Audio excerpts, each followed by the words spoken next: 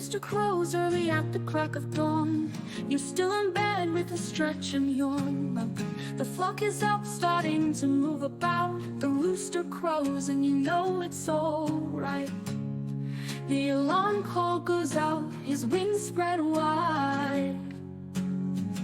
In the face of danger, he won't turn aside. At times there's a fight to the very end, a life giving up the flock to defend. With instinct so pure, a protector's heart, such beauty in this of which we're a part.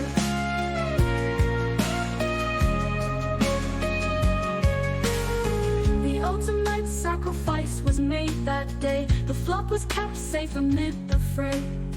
The honor is his, the danger gone. It's for us to feel his gift and mourn. In every sacrifice we learn to see the boundless love that sets us free. We are the protectors, the guardians of life.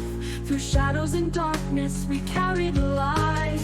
These roosters gave everything they had to give, fully alive with no regret to relive. Life longs to be lived in the presence embrace, fully alive no matter the case. It's more than survival, it's a sacred call